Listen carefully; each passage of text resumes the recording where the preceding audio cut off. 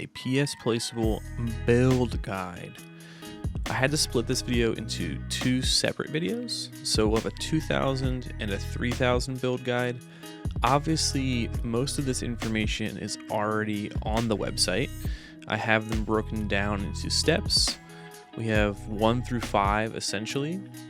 It's important to follow the steps 1 through 5. If you jump in at any point, you might be super lost. So start out with how you're gonna get the parts. You can either buy them from me or you can source them yourself. Both options are available and there are guides for both options. If you buy from us, there are a couple different options you can choose. You can do a full kit where you get all the parts and you build it yourself using your PSP. You can get just the motherboard and you can print the part just yourself. All those options are broken down there. Step 2 is firmware. PSP firmware. It's important that you update your PSP to 6.61. It's up to you if you want to use custom firmware, but updating it before you do the build is super important. Also, none of the mod boards ship with firmware, so you want to install that as well. There's a guide here to do that. I'm not going to walk through every super detail for those things, but in the video you'll see me do those steps. So I'll talk about them when we get there. Everything is here, picture guides, there's tons of pictures. I did my best to describe all the steps, but I know that some people, myself included, are visual learners, so I wanted to also put a video together to show you guys what that looks like. So here on the website you can see the guide will be out soon, which you're currently watching, so I'll change that. The frequently asked questions page is a total mess. So if you have been lost on the FAQ page, I'm gonna work on reorganizing that so it is way more sensible. I was really just kind of uploading information as it came in. I've had this page up since the start of the website and it shows you a couple different video out options. I don't have time, unfortunately, to go into all of the details of video out. Plan to do a whole video on that. I'm not sure when that will come out, but for now, questions about video out will be reorganized on the FAQ page. Let's get into the actual build guide. I have the 3000 and the 2000 version PSP that we'll be using for the two separate build guides. The 3000 is already updated, the 2000 is not, so we'll do an update. I really encourage everybody, before you do these builds, to test all of these things ahead of time. Make sure that you read a UMD. Okay, the 3000 here does not, the 2000 does. So the 3000 needs to be fixed. The 2000 will work for UMD reading, which is great. But when we plug in the 2000 with the video out, the display button should be held for about 8 seconds and it should auto switch to the TV out. This 2000 does not want to do that. So that's an issue for this build, right? Fortunately, I was able to fix that later, but here's the example of what that should look like on the 3000. See that little screen pops up and then it auto switches to our TV out. Okay, and I'm just going right into a capture card so you guys can see that directly, what's on the TV in front of me there. Pressing the button brings you back to the PSP.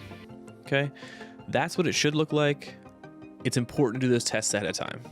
Here are our kits. This is what you'll get if you buy a kit from me. We're gonna be going over the 3000 option in this video.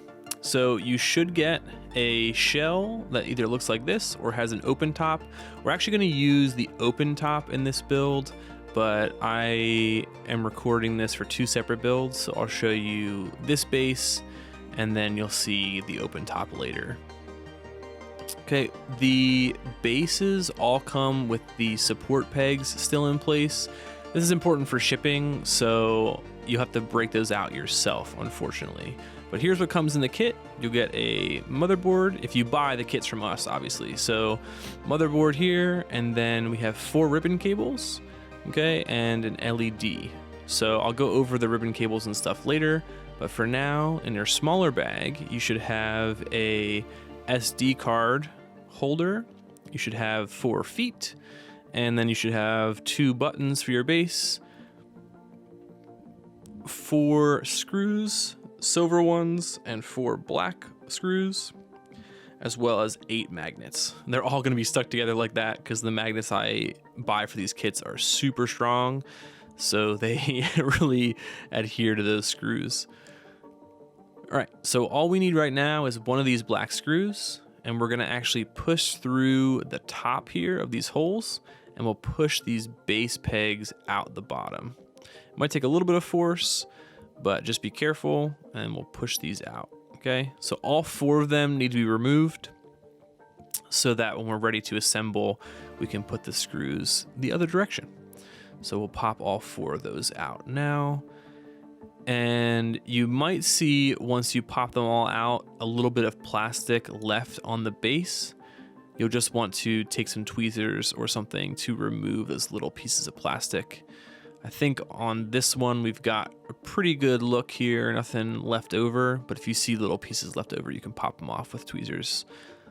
But yeah, we look pretty good on this one, so nothing to pop off here, which is good.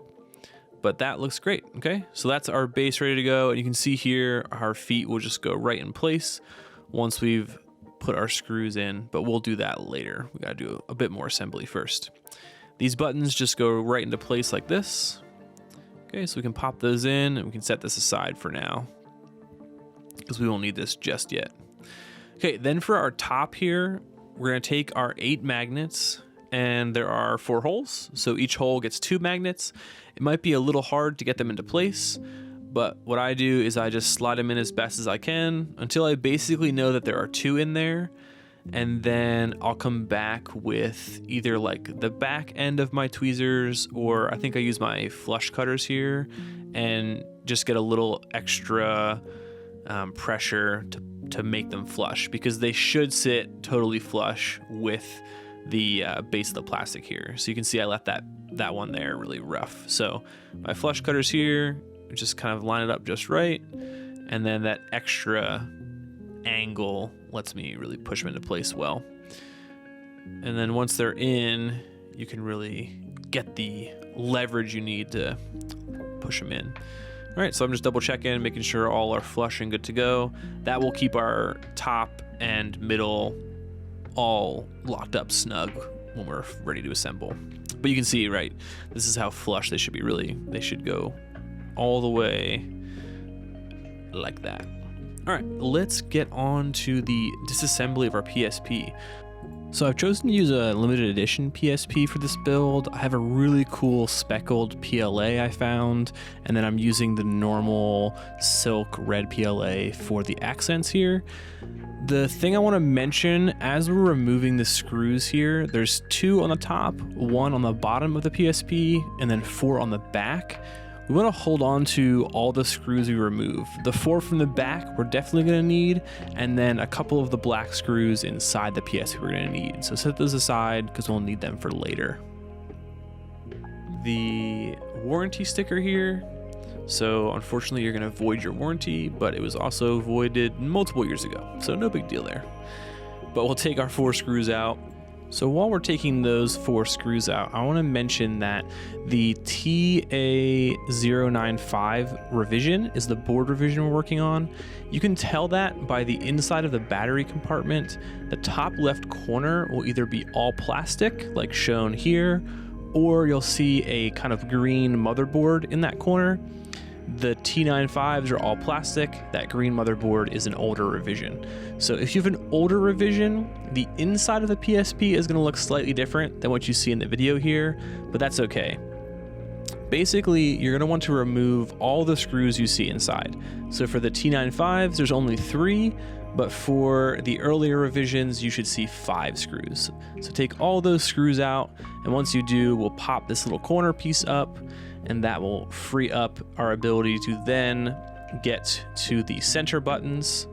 And there's like a little tab here we're gonna pull up, and once you do that, you'll kind of remove the entire center row of buttons, and then the whole screen can be slightly pushed to the left, allowing it to come forward, and you'll just bend that whole thing forward, and then we'll unhook our ribbon connectors for the LCD screen here, and then we have our center buttons and our microphone here.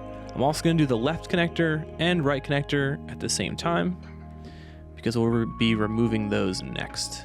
We're going to use some tweezers here to lift up the on-off switch, and you can start pulling up on this. It's taped down. We're also going to need to remove the left and right trigger buttons. So we'll do that now, and then you can just lift straight up on the right here, pulling that tape up, and then we'll do the same on the left side as well. Once you remove them, you can put them in a bag or set them aside if you'd like to hold on to them. I actually give them away to somebody else who uses them to fix PSPs. Okay, we'll take off both sides, and then our analog stick here had one of our screws. We took that out already, so now we just lift that up and unhook the ribbon cable. Okay, now we'll take our plastic piece and slot it back into place, just like that. It should click into place. That actually holds the motherboard in place with that little screw post there. So I always put that screw back in. Don't tighten this one too much or it'll mess it up. It kind of has a plastic piece that's supposed to be under it that we took out, so you can just tighten it just a little bit. If you have one of the older revisions of the PSP 3000, those little brackets that held the left and right trigger in place, we're gonna screw those back in place to keep the board secure.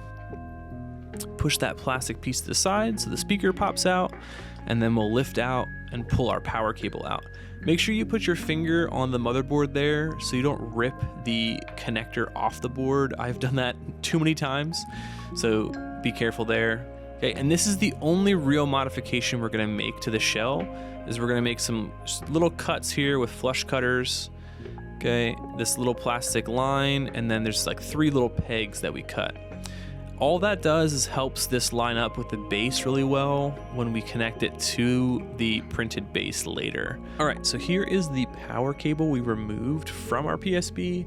The left one is for the 3000s. Not all 3000s have the colors already. Most of them have that, but all 2000s are just completely black. So it's important to figure out which one is positive and which one's negative, okay? The left side, if you're looking at the exposed pads, is the positive side. And then it's center positive on the power in. So if you look at the back where the center line is and where that center pin is, that's the positive side. So it's super easy on the 3000s because they're already colored, but when it's just black, it's a little harder to tell. But you can see here how I'm doing it. This is the left side, right? If you're looking down at the pads. So this is super quick. You just I put a little bit of liquid flux on my cables, and then it's just a quick tap and you're good to go. Okay, I made some big changes for the motherboard here. So for the 3000s, there are 2 orientations for the left connector. Okay, if you're using any board except for the 9.5 that we're using in this video, we're going to use the 7-pin left connector. Okay, that's the one we're showing here. All of the boards will use the center 10-pin and the right 14-pin, so everyone will have those. And all of them will have the 4-pin analog cable. So those 3 are the same regardless. The only one that changes for the 3000s is the left connector. So this is what it looks like if you're using any board except for the TA95. Now the TA095 uses our custom ribbon cable that I designed as shown here, okay?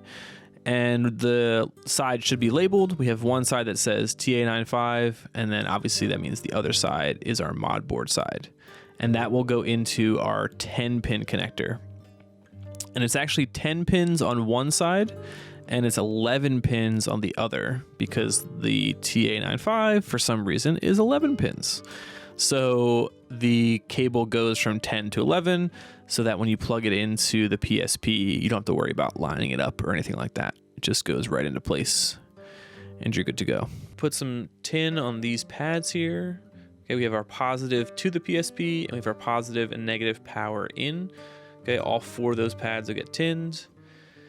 And then there's also 2 pads on the back for the external LED. I've removed the LED from the board, so basically you have to have this LED connected. The board will still work 100% without this LED. You just won't get any of the light signals, so you won't really know it's on. So it's good to put this on, but if you really don't want one, that's okay too. You don't have to. The board will still work without it. But once again, super straightforward. positive is red, negative is black. So positive goes to positive and negative goes to negative. I twist my cables like this. You definitely don't have to twist them, but I found it's much easier to do cable management when they're twisted like that. Same thing here. Our positive in is that yellow barrel cable connector. So we'll do negative to negative and positive to positive. Ignore my shaky earthquake hands. And then we'll also grab our other end here. This is to the PSP, right? Because that's the power that goes to the PSP. And we'll do positive here and negative here. And honestly, it just got a little cumbersome. So I separated the pads so it's easier to solder. All right, we're gonna throw some firmware on here. So we're just going to Stephens GitHub page, or you can follow the link through my website. There's a bunch of, basically on the header and all over the website are links to his web app. We're just gonna go to the program section. We're gonna do serial because we plugged in through our USB port, and then we'll just program it. It should run pretty much all by itself, and when it's finished, you just unplug it and you're good to go. Okay. Once you have firmware on there once, you can update wirelessly. I bought that super cheap Chromebook tablet for like 20 bucks online, so I can just do all this in the garage. I don't have to move anything. But you can test it now. Plug it in, hit the mode button once, and you should see some blinking LEDs. Okay. If you hold down the mode button, it should blink in a pattern of 3 on, break, and then 3 on again. Okay. That's the configuration or Bluetooth mode. So I'm going to show you guys on the tablet here.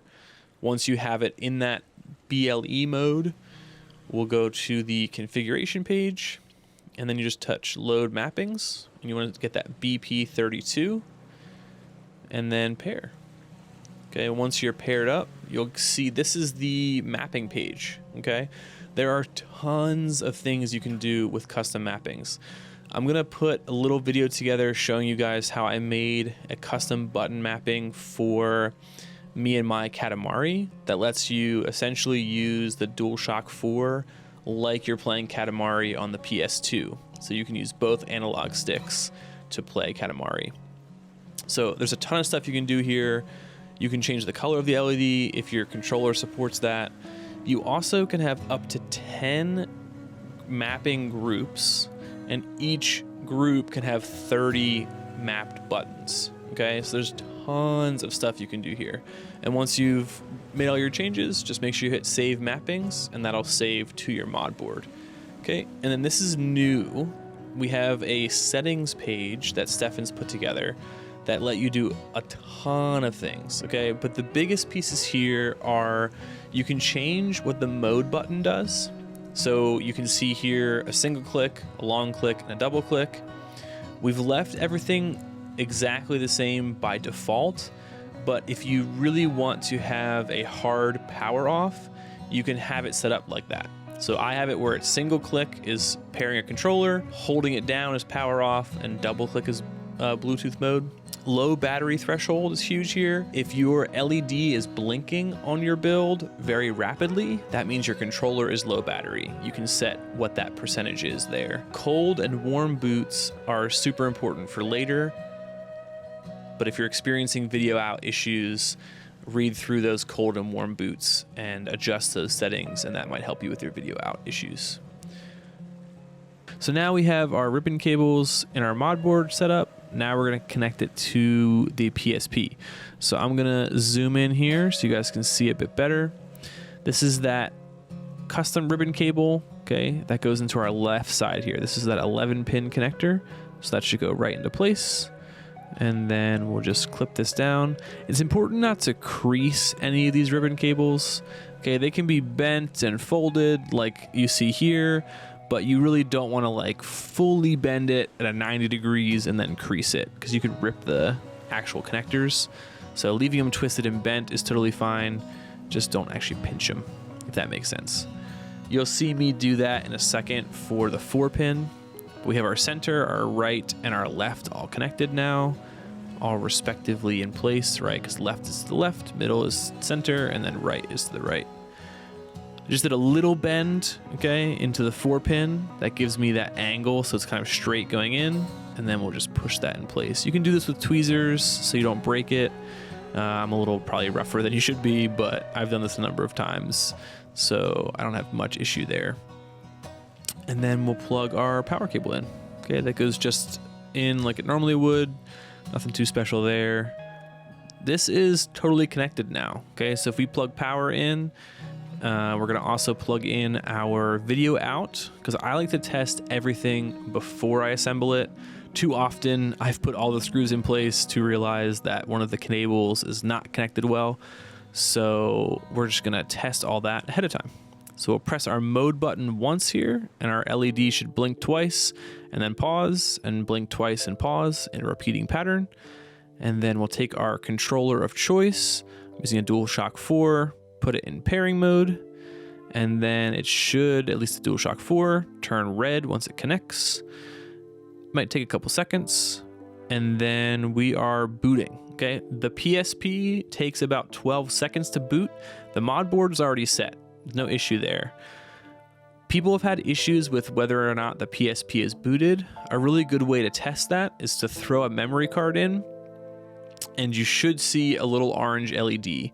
The TA095s don't have that LED anymore, so this is the only board you can't do that with. But all other revisions, you can throw a memory card in and you can test to see if the board is booted or not. Some people didn't have their PSPs actually booted, and that's why they weren't getting video out. All right, we're just gonna fold our mod board into place here, okay? And then this peg here is for 2000s, so we're actually gonna remove that. We don't need that for any 3000. Doesn't matter what version you have, we don't need that. So we'll break that off. And then we'll place our 4 silver screws into place here. When you put your mod board down, make sure your buttons are like kind of pushed forward so that the buttons aren't kind of crushed. And they should be, you know, freely moving in the base there. And then we'll just screw all these down. They should tighten down nicely.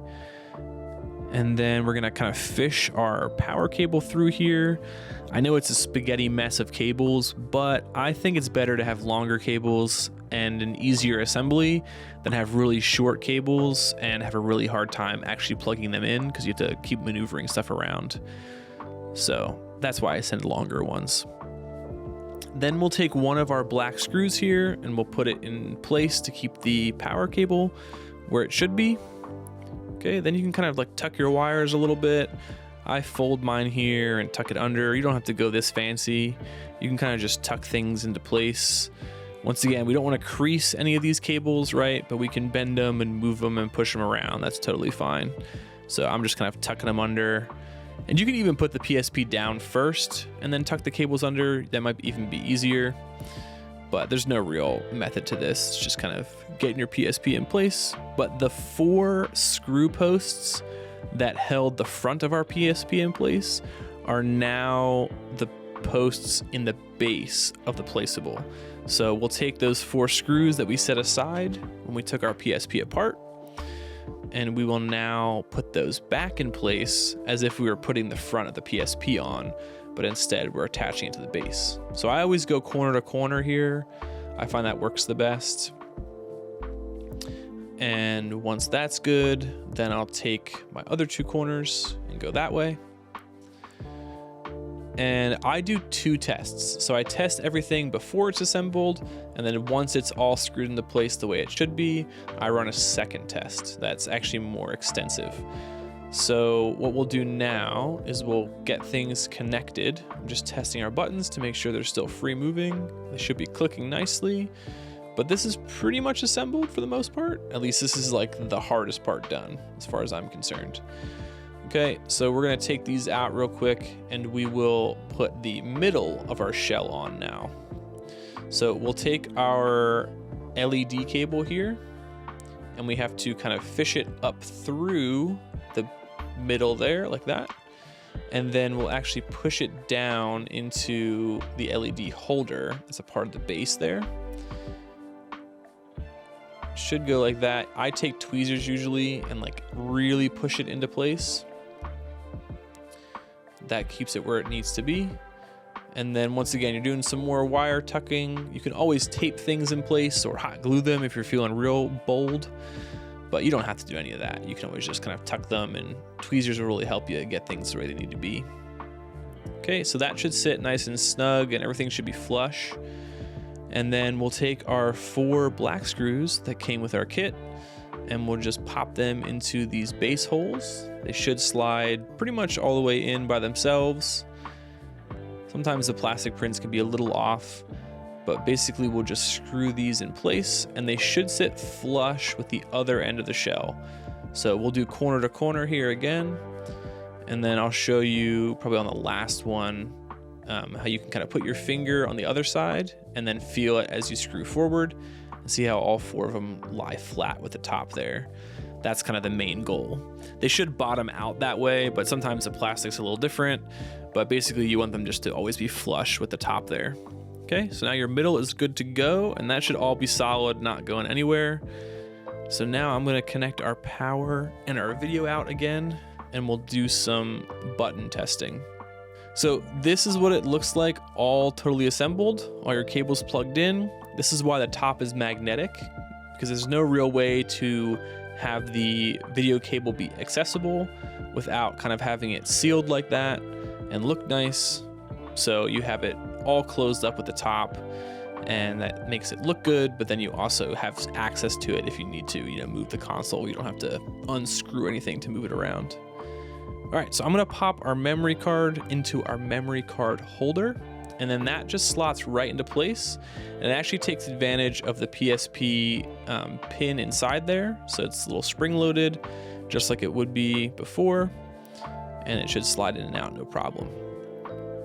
Okay, so we're gonna run some tests here, and I should have had my capture card set up, and in fact, it was set up, but when I finished recording, I just turned off my bench power and didn't stop the recording, so I actually corrupted the video file of my capture card, which I'm really annoyed about, but I don't have the video for you guys to see of what it looks like. But basically I would test buttons at multiple different times in this build to make sure all the buttons work the way that they should.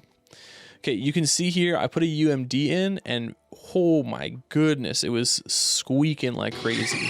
So there's actually a little gearbox back here that has a tiny hole that you want to put a little WD-40 in place. So you have to peel the sticker off first, and then put a little bit in there, and I use tweezers to kind of push it into the hole so that it all goes where it's supposed to go. And be very careful here, don't put a whole bunch in, just a little bit goes a long way.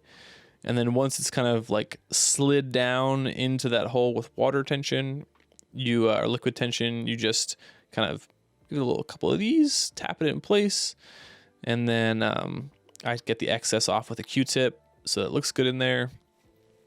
Pop a UMD back in place, and then I think I have the audio here for you guys to hear.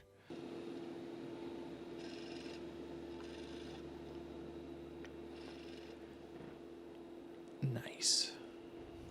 Okay, much better than that crazy squeak from before.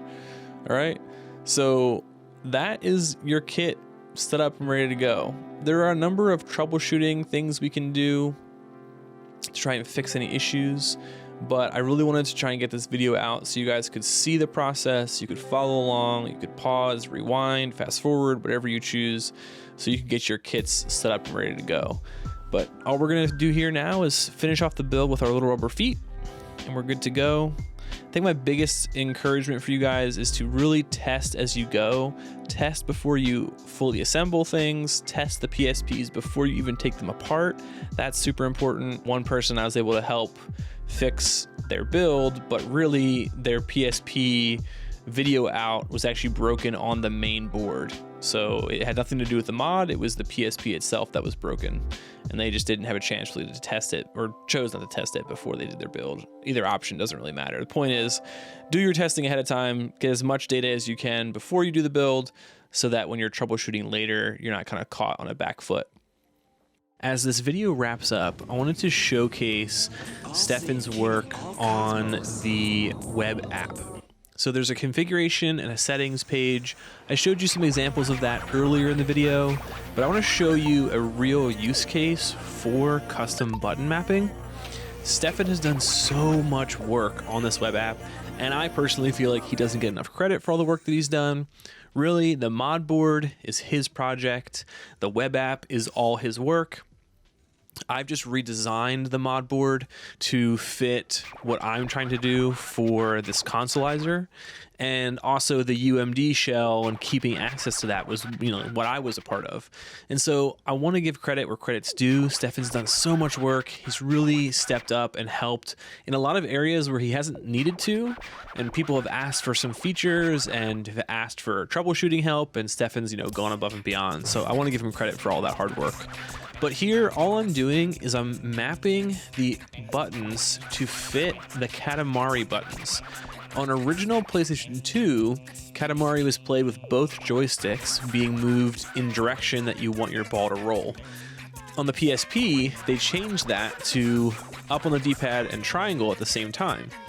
So I've just mapped those buttons to the left and right analog sticks, and here you go. You can see rolling both forward rolls our ball, both back rolls us backwards. Remember, anytime you make a custom button mapping, hit save mappings in the top before you start using those buttons. But you can see on the screen, right, it says forward and triangle, but I'm not pressing triangle. But because the mod board has that capability to do custom button mappings, there's so much possibility in how you can map and remap buttons to other, controller buttons.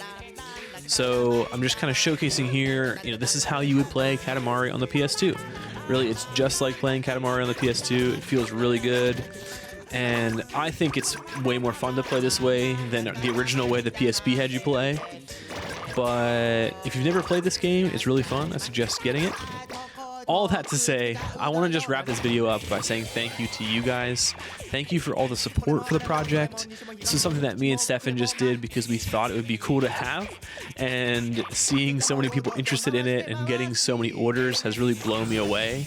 I've spent so much time every morning, night, and weekend since the video came out working on these builds. I really appreciate your patience. It's taken me a long time to get all these orders done, and I still have more to finish. So please continue to be patient with me as I do my best to get all these builds done for you. I'm gonna stop talking now and get back into the garage so I can actually get back working on those builds and orders I still have to fill. So thank you again, guys, so much. I really appreciate it.